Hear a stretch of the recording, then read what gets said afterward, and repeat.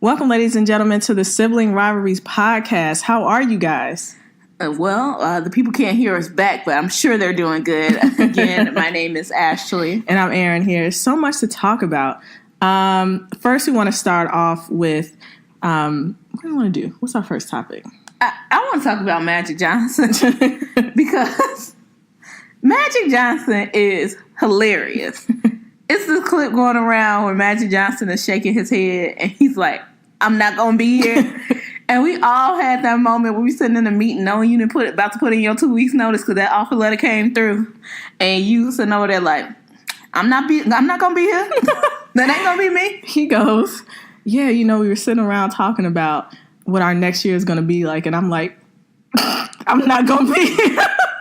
It was like, why ain't y'all giving, like, in that moment, like, why y'all give Magic this job? Magic ain't want to do this.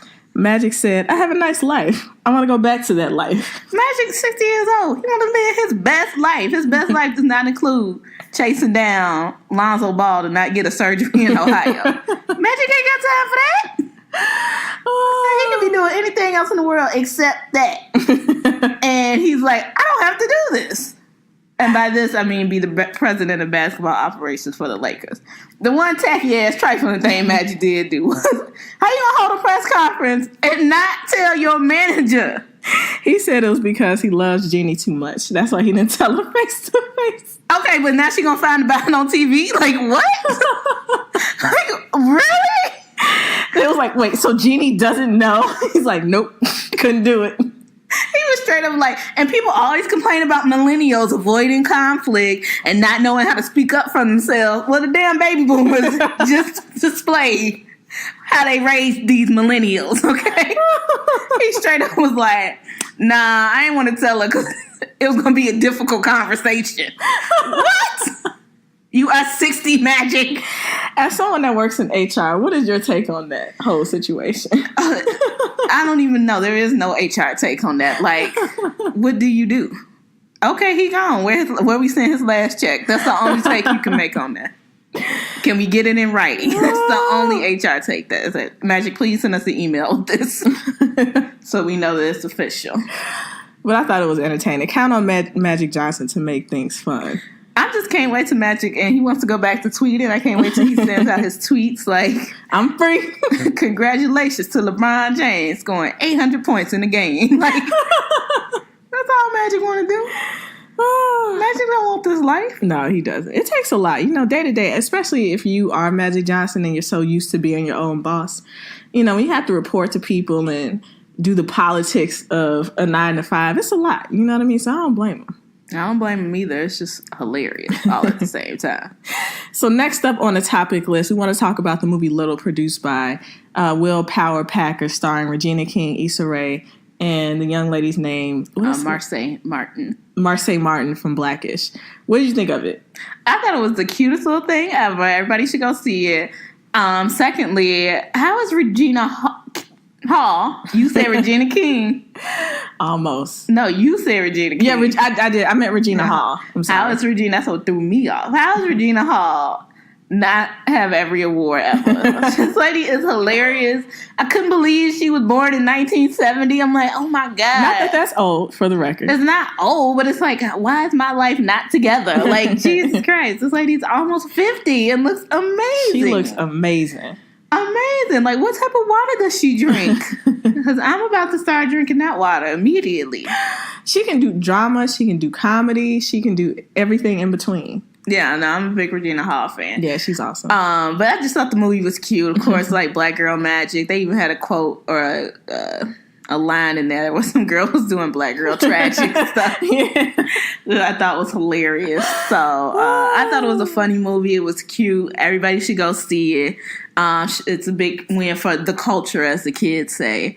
I thought it was hilarious. Your thoughts? I thought it was good. I always feel like Issa Rae plays herself, which was like completely adorable and smart and funny. So she did a great job, and it was just an overall good film. So I would definitely recommend people to go out and see it, support it. It was one of my favorite movies in the past 3 weeks, and I've seen a lot of movies the past 3 weeks, including Us. Dumbo, which I did not like. Dumbo was really good. Are you serious? I like Dumbo. I recommend it. I was perusing the internet, and a lot of people really didn't feel Dumbo. They said it was too dark. It was very dark. The problem with Dumbo in general, in terms of making that live action, is like, okay, with Jungle Book, Lion King, the animals talk. Dumbo, an elephant just flies. So it's like, where do we go with this? Like, the people have to be really, really, like, invested and interesting, and like, they weren't. Like, I was just like, okay, like, what is happening here? And then it took forever for Dumbo to fly. Like, we an hour and a half in the movie and Dumbo just now flying. It's like, come on, bro. Like, what was this? What was this? I don't know. It was not my favorite movie. I mean, I'm a Disney fan. I used to have the original VHS of Dumbo. So I thought it stuck to the script fairly accurately. I just think... Minus the racist parts. Minus the racist parts. But if you aren't really like a Disney fanatic and you're just seeing Dumbo for the first time, you probably wouldn't like it. No, because it's not a good movie, Aaron. A lot of people don't like it because it's not good. It wasn't bad. It wasn't bad. I'm not gonna say that. No, it's not like one of the worst movies I ever saw, but it's also definitely not one of the best. And what about your thoughts on Us? Us was great. I liked it. I would say I still like Get Out a little bit better, just because I'm more interested in the subject matter. But it wasn't really scary. I had to do a lot of research online post seeing the movie because I just had to kind of read up on all the different theories and like symbolism and everything. But it was really good. I mean, I'm not spoiler alert, but to me, if you haven't seen Us by now, then like, I don't know what to tell you. But the whole like twist I caught at the very beginning of the movie. You did say that. Yeah. And what was the clue that you had pointed out? The clue, so the twist, we should explain the twist. The twist at the end of the movie is that Lupita Nyong'o's character is switched. Her doppelganger basically takes over her life. Yeah. And there's clues throughout the movie. And that's the part of filmmaking I like, the kind of clues. The movie itself is kind of like, okay, like, it's like, okay, what's going on with the tether? It's like, so they just standing in this line? Like, you know what I mean? It's a lot of unleft questions, but that doesn't really bother me as much. A lot of people were frustrated, like it fell apart. But to me, it was just kind of like, it's a movie. Sit down, shut up, watch it. And I think people were looking for something deeper. Like, they was trying to, like, you know, Get Out was, like, so, like, it's about race, man. You got to say, woke. Like, see what they did there? Like, you know, like, it was a lot of that. And I feel like Us was just, like, there was a lot of people looking for, like, you see what they did there? And it didn't, like, it didn't come together as much as people would have liked that. Yeah.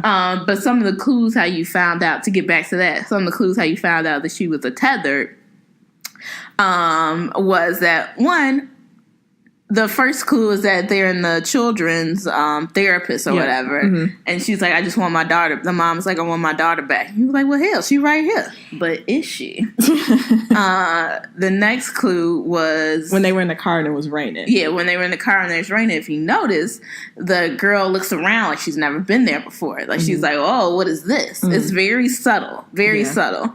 And on a second look, I'm sure you would notice that. The third thing that I noticed is... everyone else was eating fast food in the movie when they first get to the beach, the beach house, and she's eating strawberries, and it's like, why does that? And then she goes down in the tunnel, and it's like they talk about how they eat like raw rabbits. And I'm like, does the strawberry flesh resemble the rabbit flesh? You never know. Yeah. And then what was the other clue?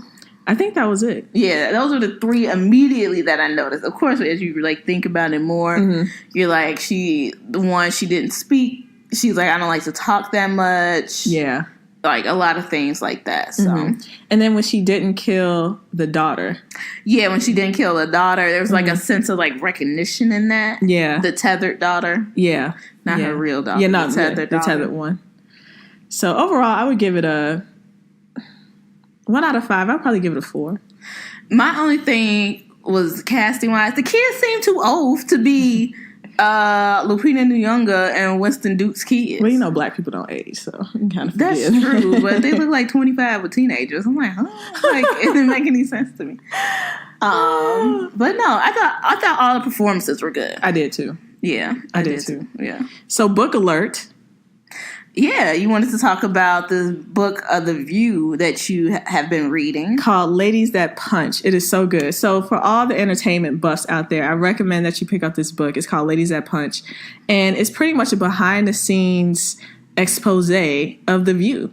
I just finished reading it a couple days ago. Barbara Walters is a very intriguing person. I think for someone that wants to be a producer or that wants to work behind the scenes, you really get an understanding of how hard it is to manage a show and how much pressure it is to manage talent. About a week and a half ago, they had released this tape of Elizabeth Hasselbeck going off on pretty much all the producers about Barbara Walters because she felt like Barbara Walters had embarrassed her in front of America. They were talking about some hot topic issue. And I was just like, that is a classic example of talent versus non-talent, with producers kind of being psychologists, being like, no, you can do this. Get back out there. I'm sorry, go ahead. No, I was just to piggyback off of that. The crazy thing about that whole situation was that, like, the supposed thing was that Barbara had reprimanded Elizabeth on the air. Mm-hmm. And Elizabeth goes off like, man, she's not going to treat me like a child. But in the meantime, she is literally acting like a child. Like, she's throwing a temper tantrum, like saying, I'm not coming back to work, I'm not doing this. Walks off set, tears up her cards. You literally have people like, it's okay, like, she didn't mean it, like all this kind of stuff that you would say to a kid to have them calm down. I'm like, this is why Barbara Walters had to cut your ass out on the air, because you acting like a goddamn kid. Like, everybody got time. It's full of fascinating, interesting characters. Bill Getty, who will be producing Tamron Hall's new show, I believe that's going to be on NBC this upcoming fall, is also someone that people might walk away with mixed feelings about. The way that he was sort of painted in the book as a very savvy producer that kind of fed off of women arguing with each other. So I don't want to give too many spoilers away, but Rosie O'Donnell was also a very powerful, influential figure throughout the book.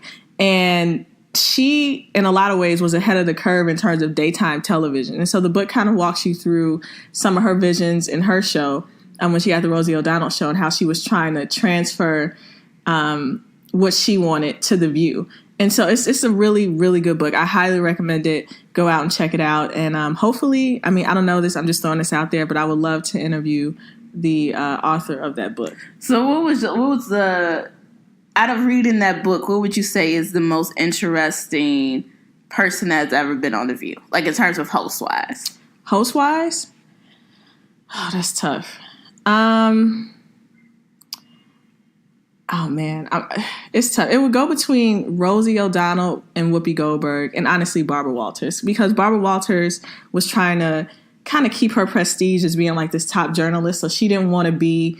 It was negotiated that she would only show up maybe 2 or 3 times out of the week. So they had to have a moderator. Mm-hmm. And so that's why they brought in Meredith Vieira. And that moderator spot became very, very covenant. And so as Barbara kind of started to age out of the journalism field, she wants to take hold of the moderator. But a lot of the audience really didn't, the testing audience really didn't care for Barbara. Mm-hmm. And so towards the later half of her career on television, she wanted to take the moderator seat a little bit more. And Whoopi Goldberg, who was having some issues with the studio in terms of contract negotiations, wouldn't allow Barbara to moderate the show a couple times. I guess it's kind of like retaliation. Like, no, like, first of all, you guys aren't paying me what I want. Now you want to kind of seize control of what my job is. Move me out the job. Yeah, move me out the job. So those 3 women, very dynamic, powerful, influential. So I would say those characters for sure. And Star, Star, say what you want about her, but she knew TV.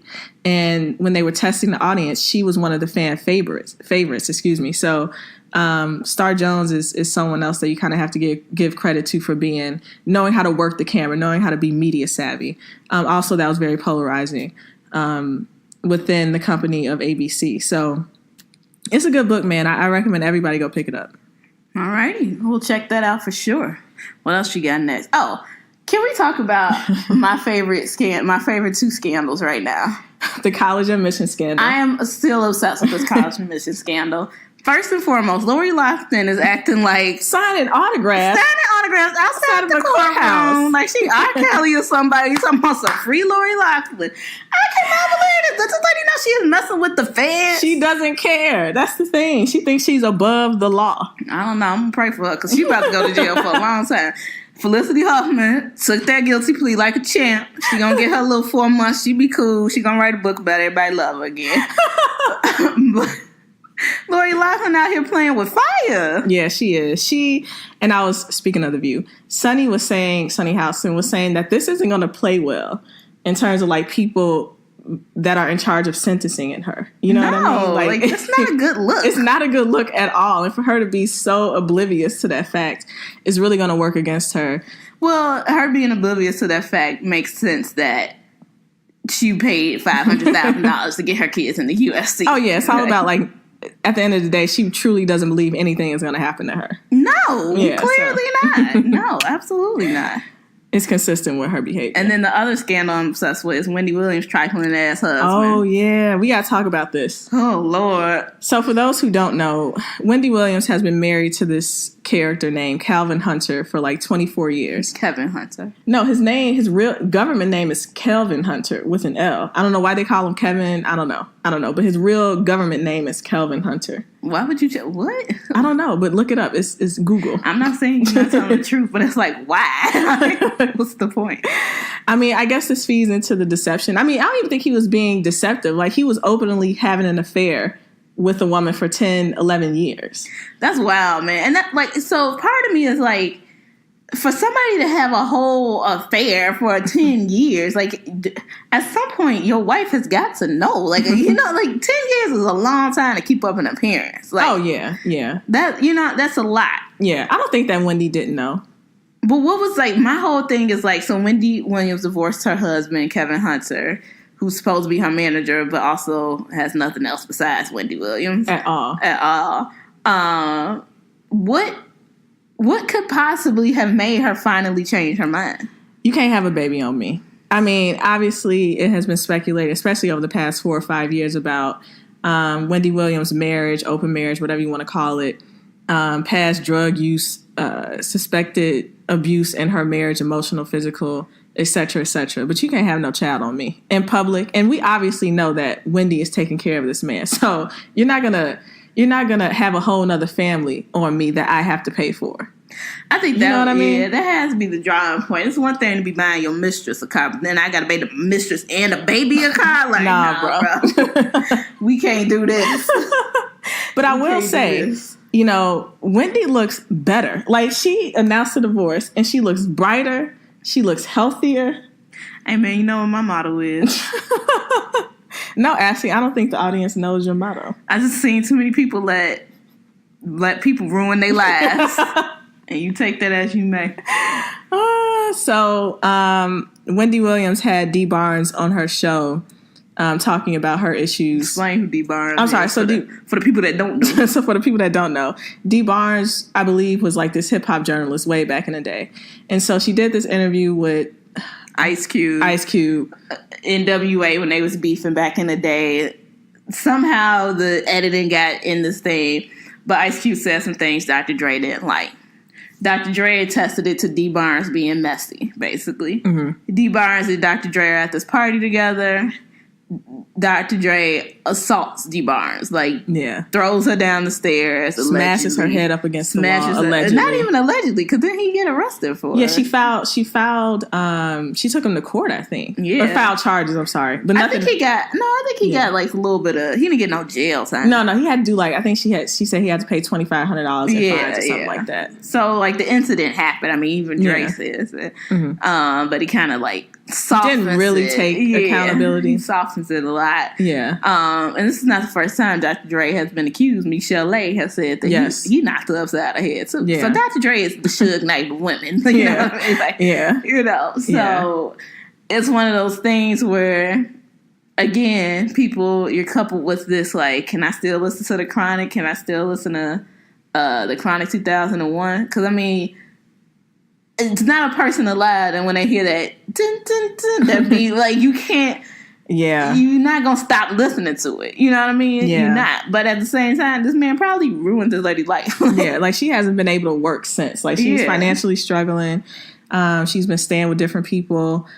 for shelter. So it's a mess. So we say all that to say she was on Wendy Williams' show. So Wendy Williams, who I think is kind of in a subtle way exposing her abuse through other people. So she volunteered to produce and publish Dee Barnes' story via book and movie. So we'll see what happens. You know, we wish the best for Dee Barnes because it sucks to be, you know, held responsible and be stripped of any sort of job and financial gain over something you didn't do.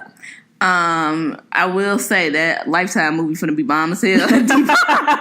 I hope she get it, man. You know what I mean? Everybody got to be exposed at some point. You know, like you can't keep taking the blame for everything. No, you can't. You can't. Oh, this is what we are going to talk about. Russell Wilson. You see, now you see how all these trash ass people have been ruining these women's lives.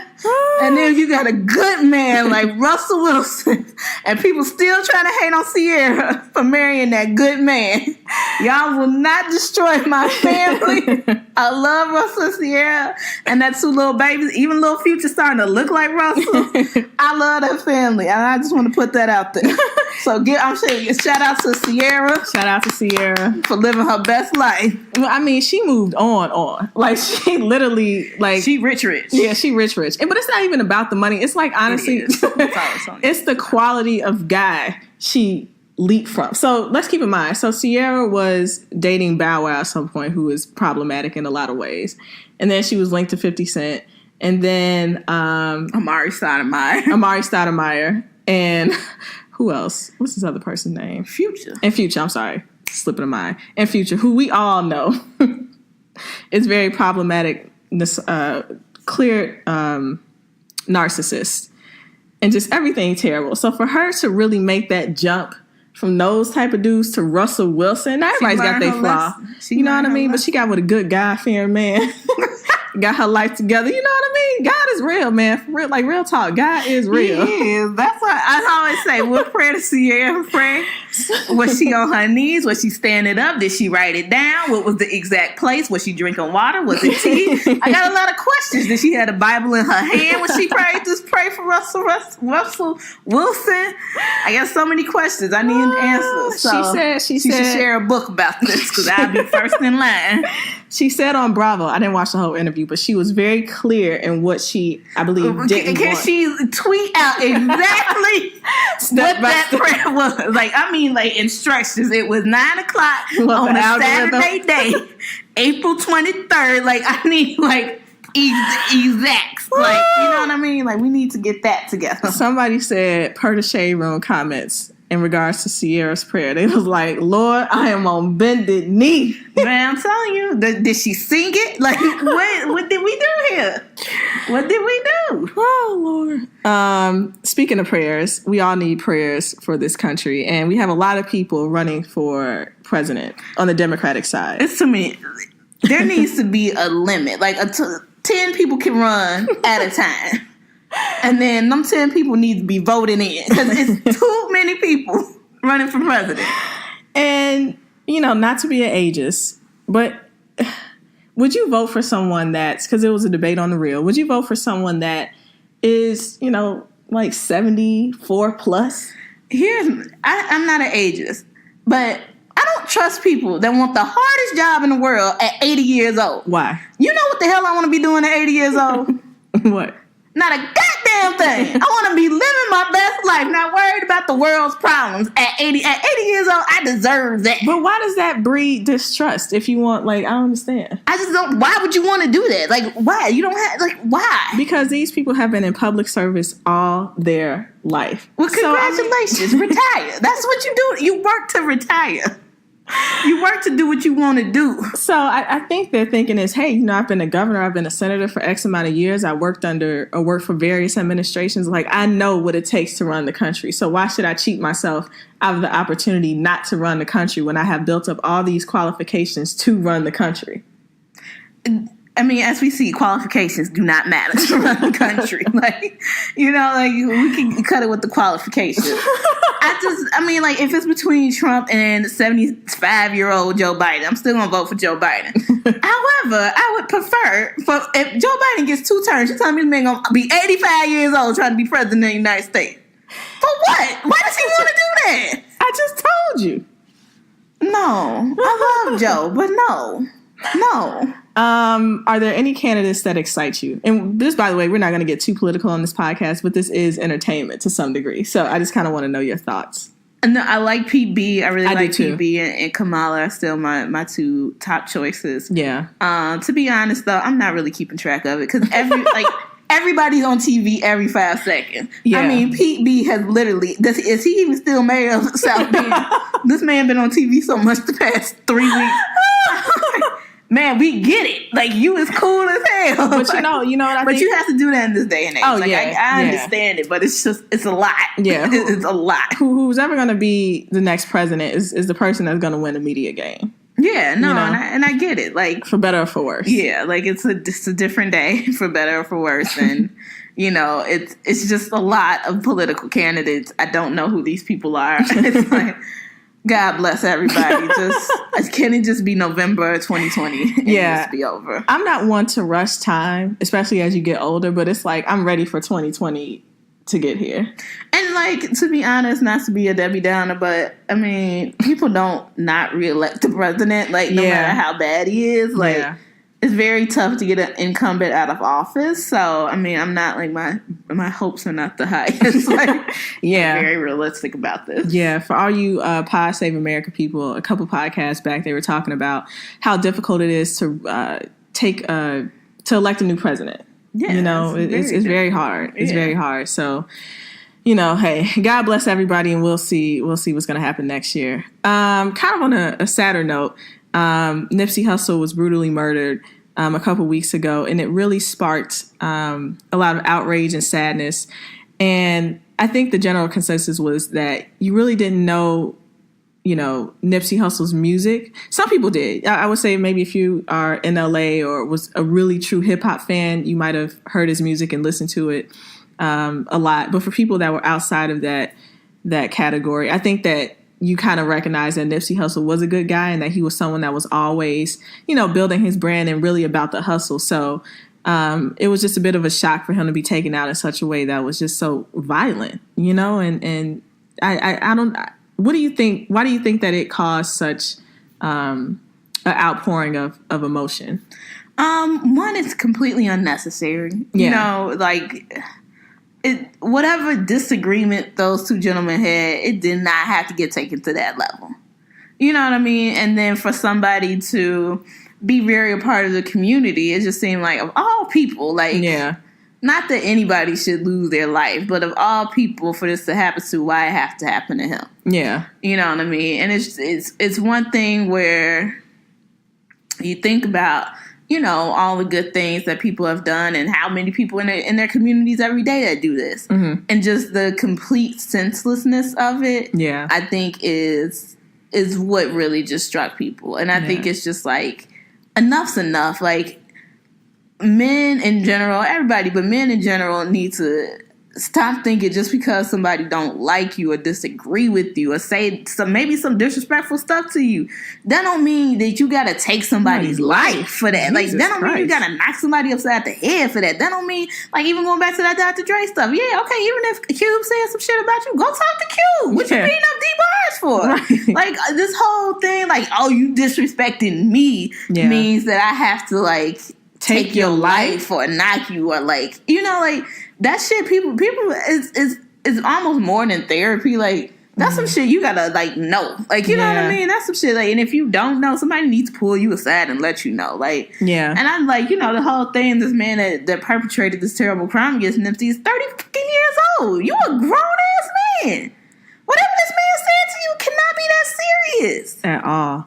And I think the thing that made it sort of resonate with people so much was the way it happened. It's like, there are videos circulating around the internet, but you shoot somebody and somebody that's already helpless, and then you keep coming back. It's like, Jesus Christ. Like, I think a lot of people's like, that's a different type of evil. Like, that's hatred. Like, that is a manifestation of jealousy at its highest level. And to kick somebody, it was enough.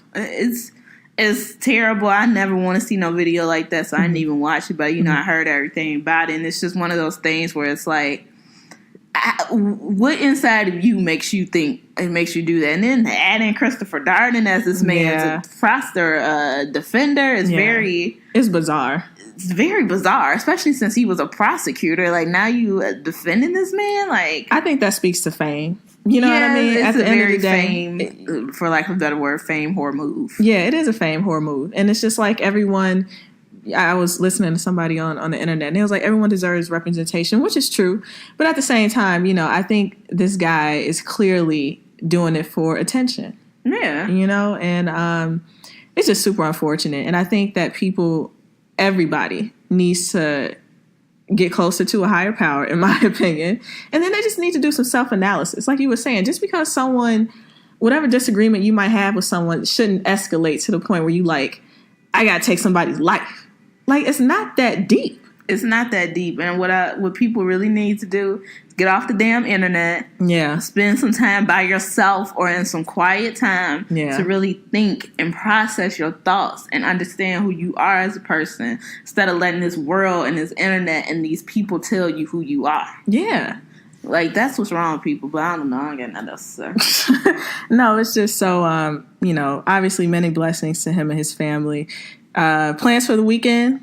It's Easter weekend. Easter weekend. This goes back to this Magic Johnson thing, but it's this tweet going around. It's hilarious, where we talked about how Magic Johnson was like, I ain't gonna be here. So, when the guards, so you know, obviously the story of Jesus is that he rose on the third day. So when the guards closed the tomb on Jesus, and they showed this clip of Magic Johnson talking about, I ain't gonna be here. And we all know Jesus went there when they opened back up the tomb. So, you know, I'm just going, that's gonna be my energy. Like, I ain't gonna be here. Like, I ain't got time for these shenanigans. Like, I'm doing whatever I want to do. So I'm on Magic Johnson energy this weekend. I'm just gonna do whatever I want to do. Yeah, that's true. Dude, it's gonna be like a good, relaxing weekend, and you know, take some quiet time and just refresh and renew myself for this upcoming week. So we wish you and your family a happy holiday, happy Easter, and until next time, y'all, we out.